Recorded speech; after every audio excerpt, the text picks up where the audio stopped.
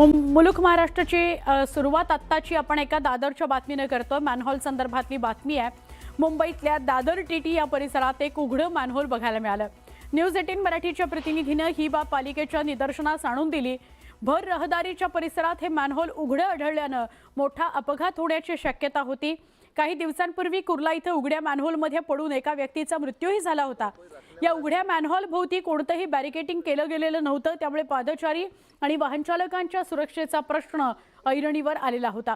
ही बातमी लावून धरल्यानं पालिका प्रशासनाला जाग आली। त्यांनी तातडीनं या मॅनहोलची दुरुस्ती करत तिथं झाकण बसवलेलं आहे।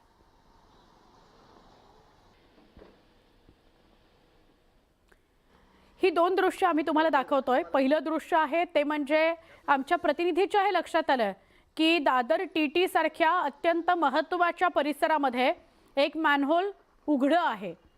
तिथं एका व्यक्तीने काही अपघात होऊ नये म्हणून झाड आणून ठेवलेलं होतं, पण आम्ही कितीतरी वेळ तिथे थांबलो। आमचे प्रतिनिधी कितीतरी वेळ तिथे थांबले। त्यांनी महापालिकेला संपर्क केला आणि त्यानंतर हे मॅनहोल पुन्हा दुरुस्त करण्यात आलेलं आहे।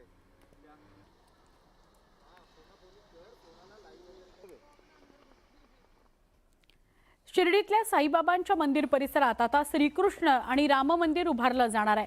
साईबाबा हयात असताना नागपूरमधील भक्त नानासाहेब बुट्टी यांनी मंदिर बांधण्याचा निर्णय घेतला होता।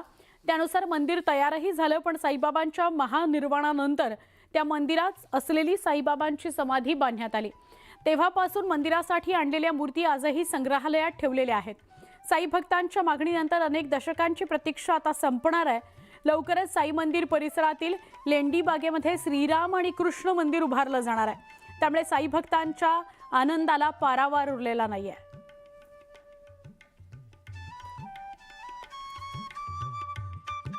शिर्डीतील साईबाबांचं जे समाधी मंदिर आपण आज जे बघतोय, जिथे हजारो लोक दररोज नतमस्तक होत असतात, खरं तर हे साईबाबांच्या समाधीसाठी बनवलं जात नव्हतं, तर ते बनवलं जात होतं श्रीकृष्ण आणि राम लक्ष्मण सीता यांच्या मंदिरासाठी। मी आता साईबाबांच्या जे म्युझियम आहे, जे वस्तू संग्रहालय आहे, या ठिकाणी आहे। आपण ह्या मूर्ती ज्या बघतोय या खरं तर जे 1918 साली हे जे आजचा बुट्टीवाडा जो म्हटला जातो किंवा समाधी मंदिर जे म्हटलं जातं, त्या ठिकाणी ह्या मूर्ती बसवल्या जाणार होत्या।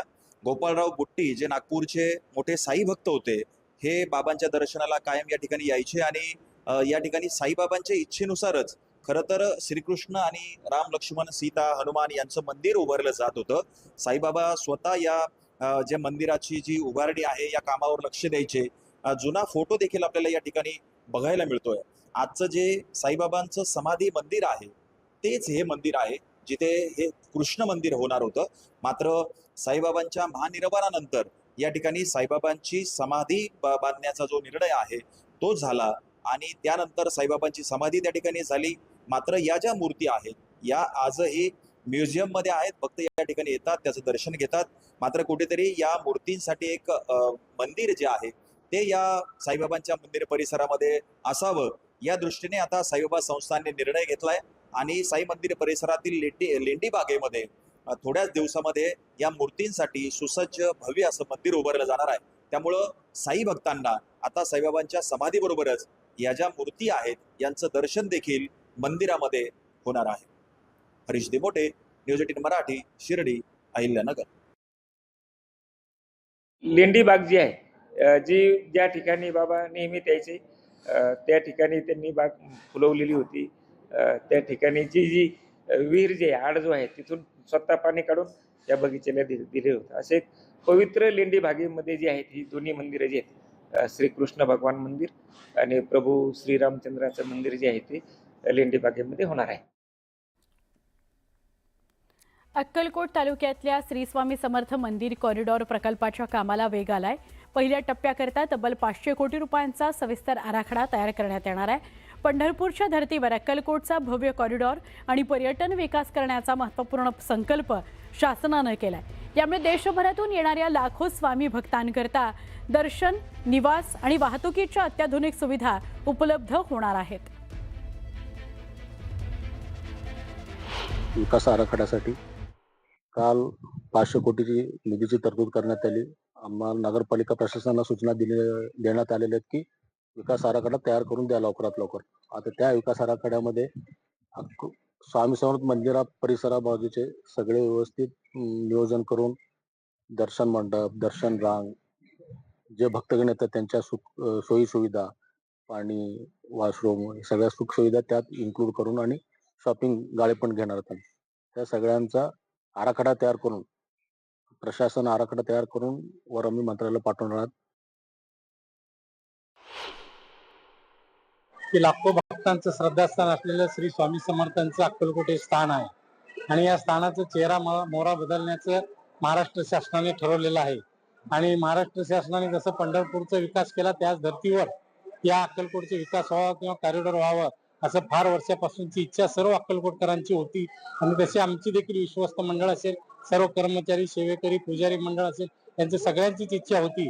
माननीय सचिनदादा कल्याण शेट्टी साहेब जे विद्यमान आमदार साहेब आहेत त्यांनी पाठपुरावा करून माननीय देवेंद्रजी फडणवीस साहेबांना पाठपुरावा करून या ठिकाणी 500 ते 700 कोटीचा विकास आराखडा पुन्हा ते देणार आहेत.